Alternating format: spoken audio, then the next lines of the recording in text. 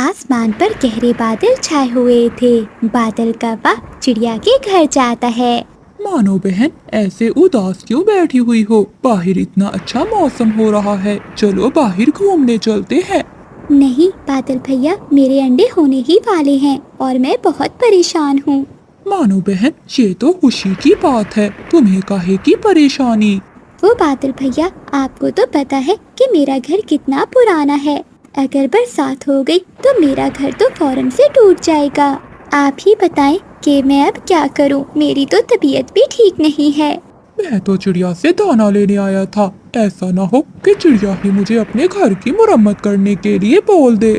अच्छा चिड़िया, अब मैं चलता हूँ, मुझे एक जरूरी काम याद आ गया है। फिर बादल कौवा वहाँ से चला जाता है।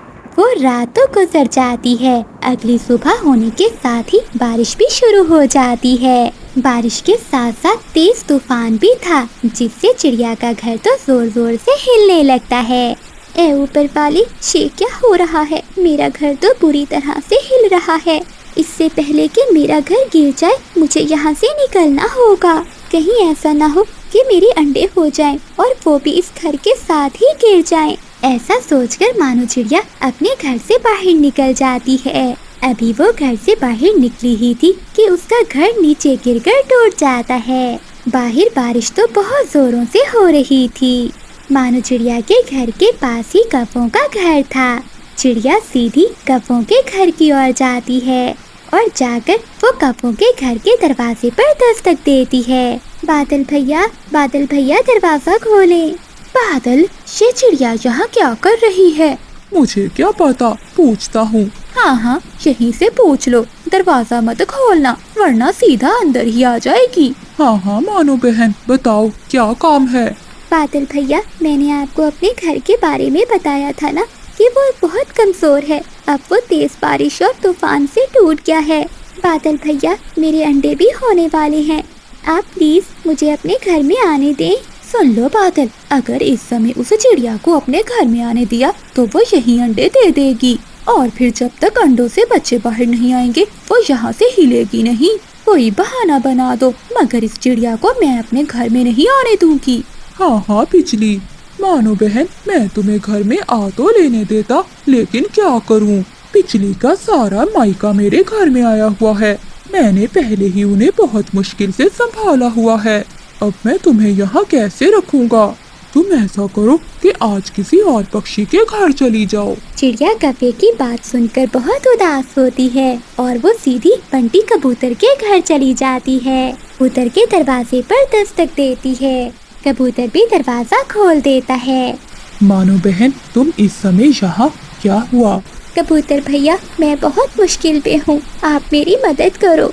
मेरे अंडे भी होने वाले हैं। मेरा घर बारिश से टूट गया है। आप मुझे अपने घर में आने दें। चिड़िया बहन, तुम तो जानती हो कि मेरा घर कितना छोटा है। इसमें हमारा गुजारा बहुत मुश्किल से होता है। आज तो मेरी पत्नी अपने मायके गई हुई है। तुम आज की रात यहाँ रह लो और सुबह होते ही यहाँ से चली जाना। चिड़िया करती भी तो क्या करती, उसे तो अपने ऊपर एक छत चाहिए थी। वो तुरंत बोलती है, आपका बहुत बहुत धन्यवाद कबूतर भैया, मैं सुबह होते ही यहाँ से चली जाऊंगी। और फिर मानो चिड़िया कबूतर के घर में चली जाती है। वो बहुत भीग चुकी थी। घर सच में किसी नेमत से कम नहीं होता। और फिर रात हो जाती है। बाहर बारिश अभी तक हो रही थी और फिर चिड़िया और कबूतर भी सो जाते हैं। अगली सुबह मानो चिड़िया 2 अंडे दे देती है। अब मैं क्या करूं? अपने अंडों को लेकर कहाँ जाऊं? बारिश भी रुकने का नाम नहीं ले रही। लेकिन मुझे बाहर जाना होगा अपने लिए और अपने अंडों के लिए।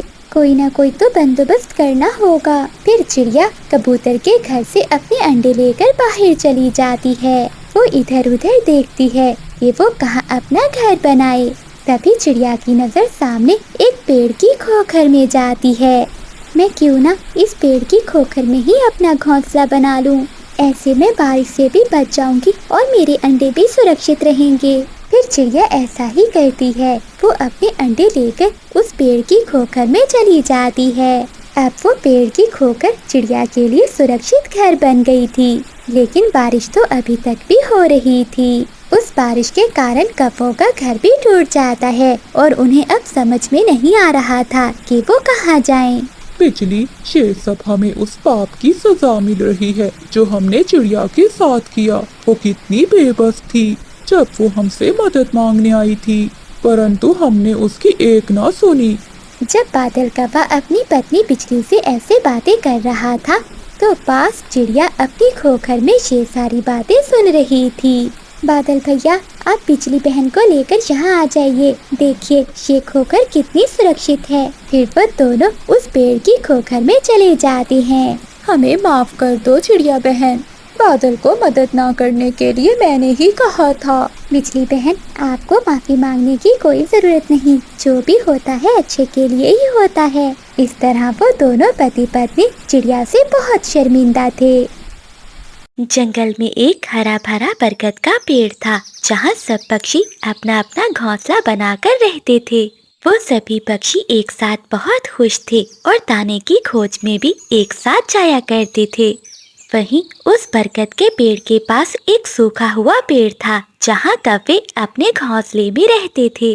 बादल जी, देखा इन पक्षियों को कैसे हंस रहे हैं, और तोती को तो देखो कैसे तोते के साथ ऐश कर रही है, और ये चिड़िया तो जैसे पूरे पेड़ की मलिका बनकर बैठी है। हाँ बिजली, जब तक ये सब पक्षी एक साथ है हमें कोई नहीं पूछेगा। हमें इनके बीच में दीवार खड़ी करनी होगी। ऐसा जहर घोलना होगा कि ये एक दूसरे की शक्ल देखना भी गवारा ना करें। पति जी, तो क्या सोचा तुमने? बिजली, प्लान तैयार है। हम गलतफहमी का वो बीज बोएंगे कि मोहब्बत दुश्मनी में बदल जाएगी। चलो पहला वार कोमल और तोते पर करते हैं, उसके बाद इस कबूतर और कबूतरी को भी देख लेंगे। शाम को बादल कौवा तोते के पास जाता है। तोता बैठा अमरूद खा रहा था। तोते भाई, अकेले बैठे अमरूद खा रहे हो? तुम्हें पता भी है तुम्हारे पीछे क्या क्या बातें हो रही हैं। क्या मतलब बादल, यहाँ तो सब मेरे दोस्त हैं। तोते, आज सुबह मैं कोमल चिड़िया के पास बैठा था। वो कबूतर से कह रही थी कि चीकू तोता बहुत लालची है, सारे अच्छे फल खुद खा जाता है और हमें सिर्फ सूखे दाने ही देता है। और हाँ, ये भी कह रही थी कि अब समय आ गया है कि तोतों को इस पेड़ से निकाल दिया जाए। बादल कौवे की बातें सुनकर चीकू तोता गुस्से से लाल हो जाता है। क्या कोमल ने ऐसा कहा? मैंने तो इसे अपनी बहन माना था और वो मेरे खिलाफ ही साजिश कर रही है। दूसरी ओर बिजली कौवी कोमल चिड़िया के पास जाती है। कोमल बहन, जरा संभल कर रहना। तोता और तोती तुम्हारा घोंसला गिराकर वहाँ अपना स्टोर बनाना चाहते हैं। मैंने उन दोनों की बातें सुनी थी। वो कह रहे थे कि चिड़िया ने बहुत जगह ली हुई है। ये बिजली, तोता और तोती ऐसा नहीं कर सकते। वो तो बहुत अच्छे हैं। भोली ना बनो बहन, दुनिया बहुत जालिम है। अपनी आँखों से देख लेना कि वो तोते कितना गुस्सा रखते हैं तुम्हारे लिए। कोमल चिड़िया बिजली कौवे की बात सुनकर वहाँ से चली जाती है। तो सामने तोता और तोती बैठे हुए थे। उन दोनों की आंखों में बहुत गुस्सा था और वो चिड़िया को घूर घूर कर देख रहे थे, क्योंकि बादल कौवे ने उन्हें भड़काया था। ऐसे उन दोनों के दिलों में मैल आ जाता है। बादल जी, यहाँ तो आग लग गई। अब बारी है कबूतर और कबूतरी की। चलो चलें। ऐसा कहते हुए बिजली और बादल दोनों कबूतरों के पास जाते हैं। कबूतर और कबूतरी बैठे सरसों के बीज खा रहे थे।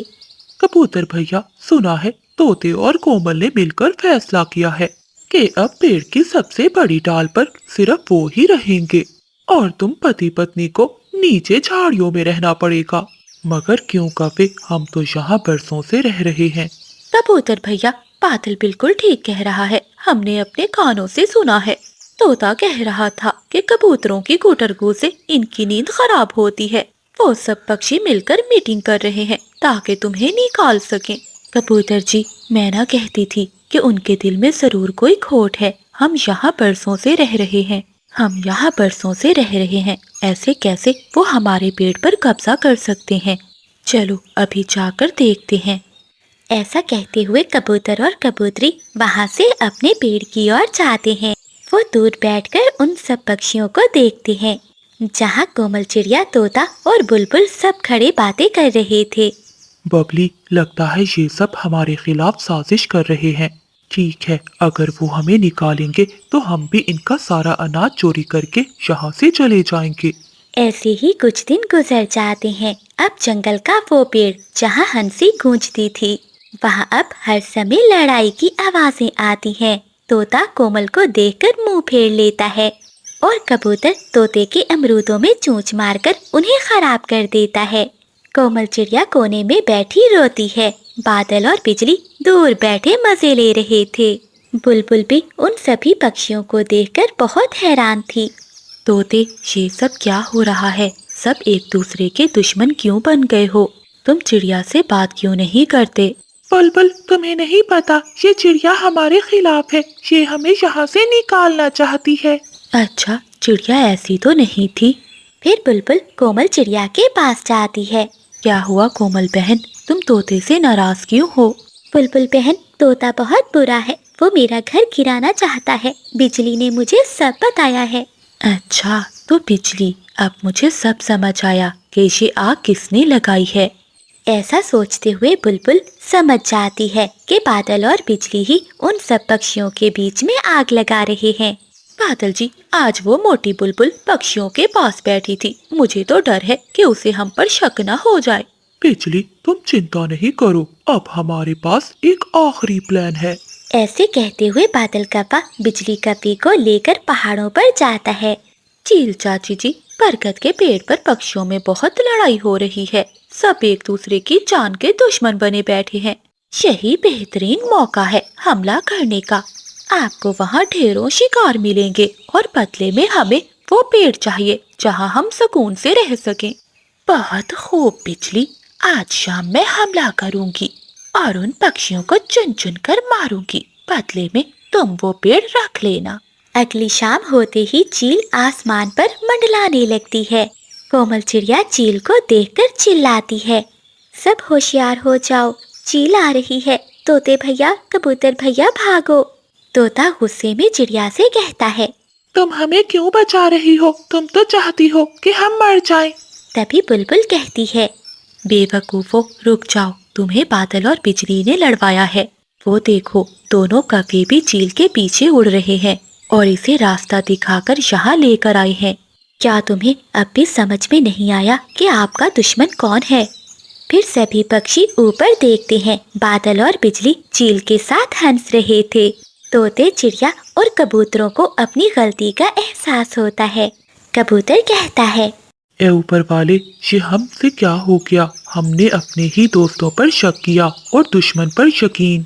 कबूतर भैया, अभी रोने का वक्त नहीं है। अगर हम सब अब भी अलग रहे तो चील हमें खा जाएगी।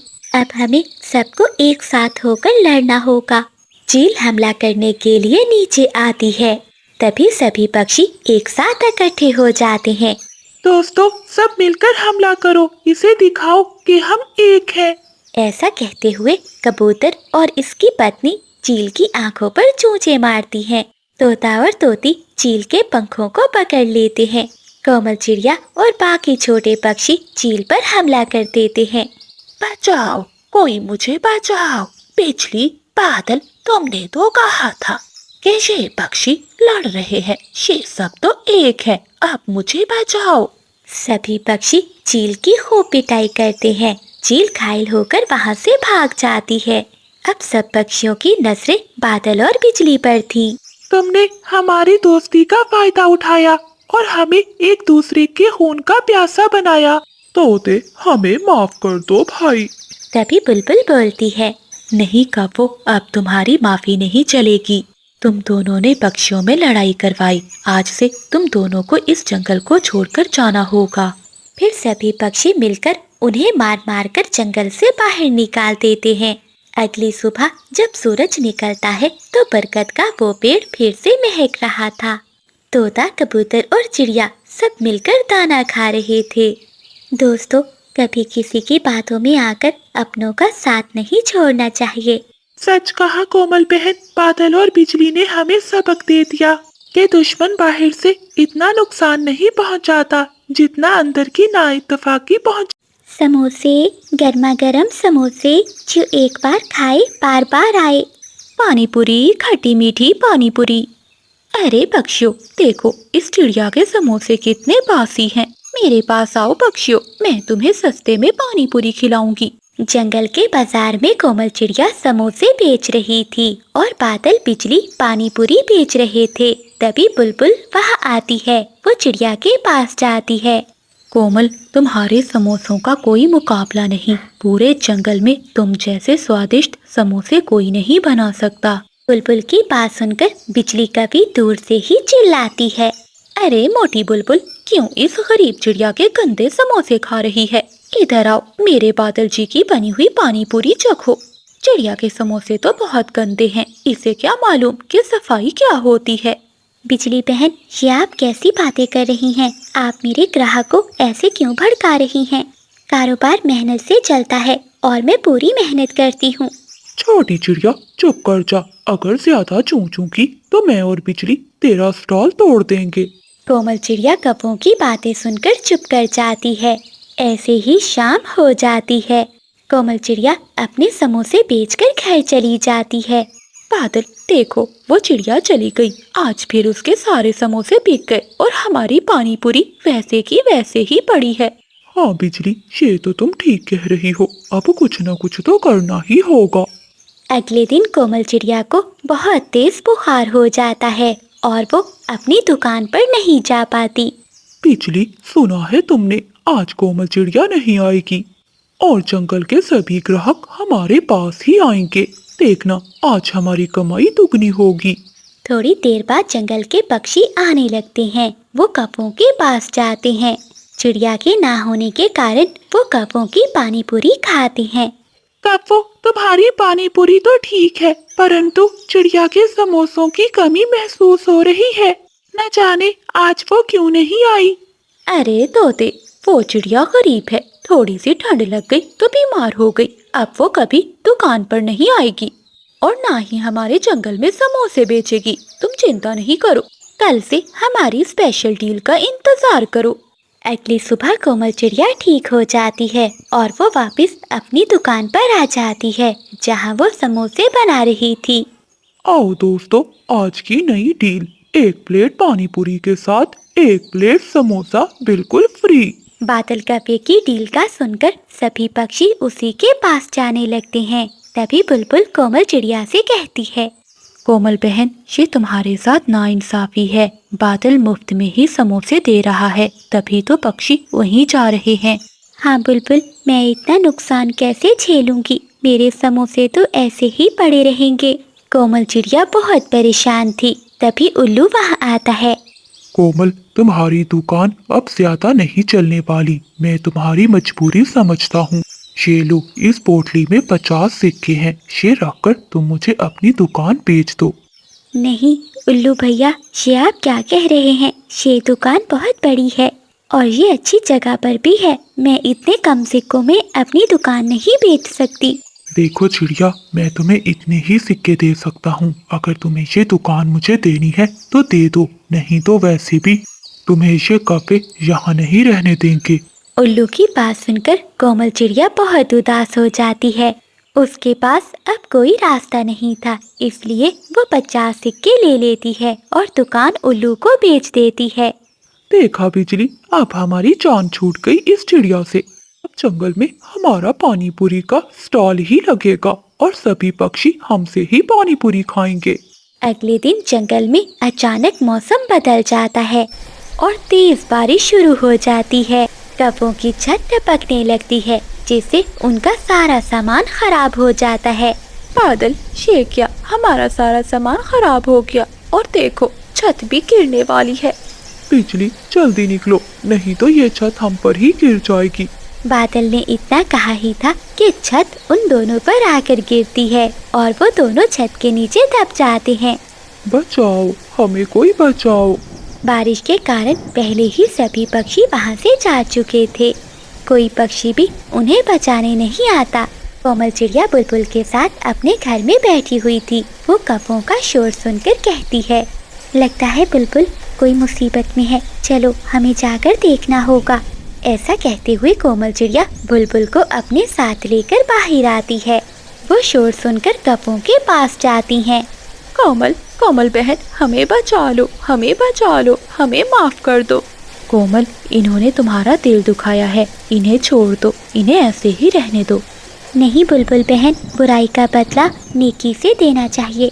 फिर कोमल चिड़िया और बुलबुल मिलकर उन दोनों को छत के नीचे से निकालते हैं। चिड़िया बहन, हमें माफ कर दो। हमने तुम्हारी दुकान बंद करवाने की कोशिश की, मगर तुमने ही हमारी जान बचाई। हम बहुत शर्मिंदा हैं। हाँ चिड़िया बहन, बादल ठीक कह रहा है, हमें माफ कर दो। कोमल चिड़िया उन कपों को माफ कर देती है। बारिश के बाद वो तीनों मिलकर जंगल में एक नई दुकान खोलते हैं, जहाँ वो तीनों मिलकर काम करते हैं। अब वो सभी पक्षी खुशी खुशी